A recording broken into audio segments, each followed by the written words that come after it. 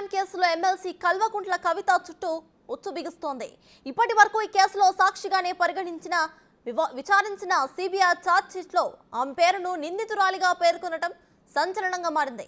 Section 41A కింద కవితకు నోటీసులు జారీ చేస్తూ ఈ నెల 26న తమ కార్యాలయంలో విచారణకు హాజరు కావాల్సిందిగా ఆదేశించింది.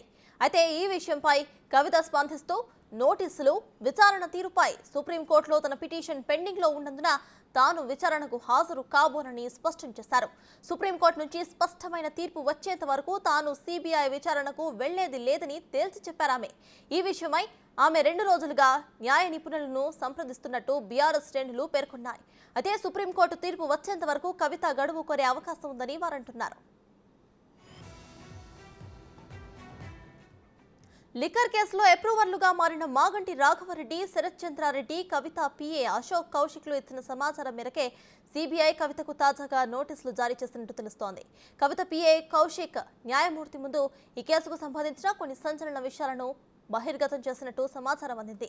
అయితే ఈ వ్యవహారంలో పలువురికి ముడుపులు అందజేసినట్టుగా కూడా కౌశిక్ జడ్జి ఎదుట స్టేట్మెంట్ ఇచ్చినట్టు తెలిసింది. దీంతో కవితతో పాటు కౌశిక్ ని కూడా సిబిఐ నిందితుడిగా పరిగణిస్తోంది.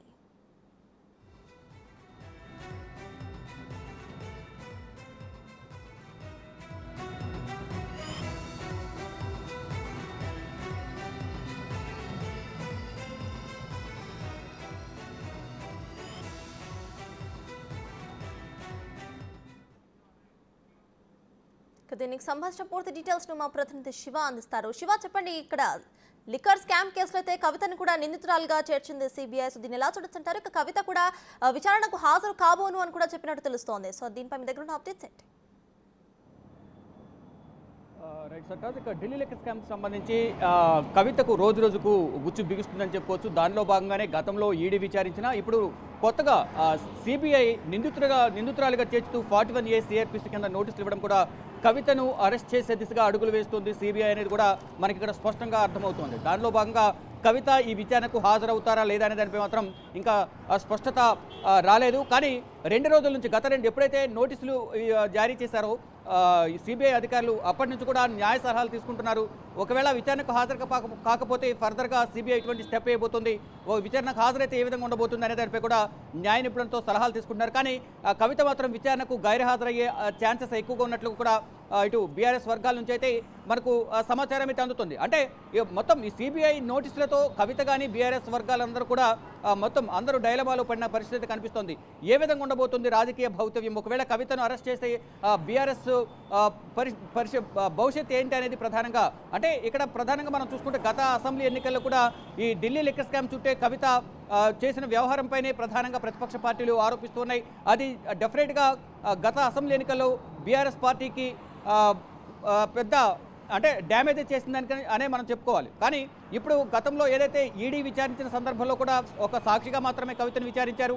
గతంలో సిబిఐ 161 సిఆర్పిసి కింద హైదరాబాద్ వచ్చి కవిత నివాసంలోనే గతంలో విచారించారు. కానీ ఇప్పుడు కొత్తగా ఇటు తన పిఏ వ్యక్తిగతంగా ఉన్న సహాయకుడు ఎవరైతే ఉన్నారో అశోక్ కుమార్ కౌశిక్ కానీ, ఇటు ఢిల్లీ లిక్కర్ స్కామ్ సంబంధించి సౌత్ గ్రూప్లో కీలకంగా వ్యవహరించిన మాగుంట రాఘవరెడ్డి, వారిద్దరిచ్చిన వాంగ్మూలం ఆధారంగా కవితను నిందితురాలిగా చేర్చామంటూ ఢిల్లీ లిక్కర్ స్కామ్లో సిబిఐ అధికారులు తెలియజేశారు. దానిలో భాగంగానే ఒక స్టేటస్ రిపోర్ట్ను కూడా రౌజేని ప్రత్యేక కోర్టు న్యాయమూర్తి ముందు సమర్పించారు. దానిలో భాగంగానే ఇప్పుడు కవితకు సిబిఐ నోటీసులు జారీ చేసింది.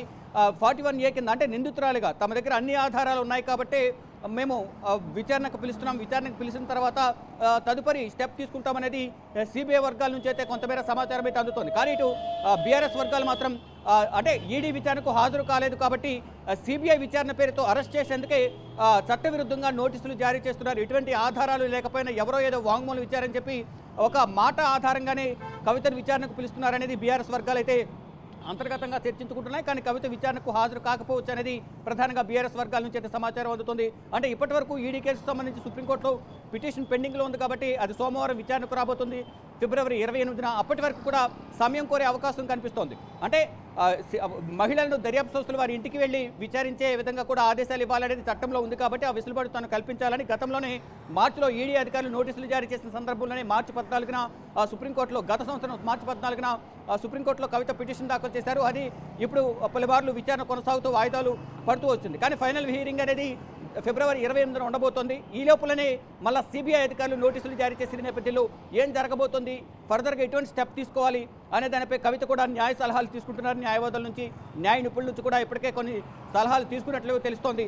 మ్యాక్సిమం విచారణకు హాజరు కాకపోవచ్చు అనేది బీఆర్ఎస్ వర్గాలు అయితే చెప్తున్నాయి. అంటే విచారణ పేరుతో అరెస్ట్ చేసేందుకు చూస్తున్నారంటూ కూడా బీఆర్ఎస్ వర్గాలు ఇటు మోడీ పైన, దర్యాప్తు సంస్థలపైన ఒకంత అసహనం వ్యక్తం చేస్తూ ఆరోపణలు అయితే చేస్తున్నారు. కానీ ఇటు ఢిల్లీ లిక్కర్ స్కామ్ సంబంధించి మొదటి నుంచి కూడా సౌత్ గ్రూప్లో కవిత కీలకంగా వ్యవహరించారనేది ఇటు సిబిఐ కానీ, ఈడీ కానీ దాఖలు చేసిన పలు షార్ట్ షీట్లు కానీ, సప్లిమెంటరీ షార్ట్ షీట్లు కూడా కవితపై అనేక అభియోగాలు నమోదు చేశారు.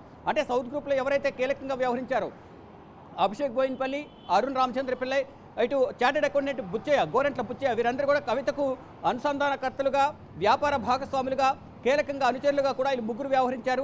వారి ద్వారా సౌత్ గ్రూప్లో శరత్చంద్రారెడ్డి, మాగుంట రాఘవరెడ్డి, మాగుంట శ్రీనివాసరెడ్డి వీరందరూ కూడా జోన్లను పొందడంలో అవినీతికి పాల్పడ్డారు, అక్రమాలకు పాల్పడ్డారు అనేది సిబిఐ, ఈడీ దగ్గర ఆధారాలు ఉన్నాయి. కానీ మనం మొదటి నుంచి కూడా చూస్తే కనుక ఢిల్లీ లిక్కర్ స్కామ్ సంబంధించి మొదట సిబిఐ నోటీసులు జారీ చేయడం, సిబిఐ అరెస్ట్ చేసిన తర్వాత మళ్ళీ ఈడీ అరెస్ట్ చేయడం, ఇదంతా కూడా మొదటి నుంచి ఒక ప్రాసెస్గా జరుగుతుంది. దానిలో భాగంగానే ఇప్పుడు కవితను కూడా అదే విధంగా చేసే అవకాశం ఉందని సమాచారం ఏదవుతుంది. దానిలో భాగంగానే ఇప్పుడు కవిత విచారణకు హాజరు కాకపోవచ్చు అనేది బీఆర్ఎస్ వర్గాలు అయితే చెప్తున్నాయి. చూడాలి మరి ఏం జరగబోతుంది. కవిత సోమవారం విచారణకు హాజరవుతారా లేదా న్యాయ నిపుణుల సలహాలు తీసుకుని సుప్రీంకోర్టులో కేసు పెండింగ్లో ఉంది కాబట్టి ఆ కేసు తర్వాత విచారణకు వస్తానని చెప్తారా చూడాలి. Right, thank you Shiva.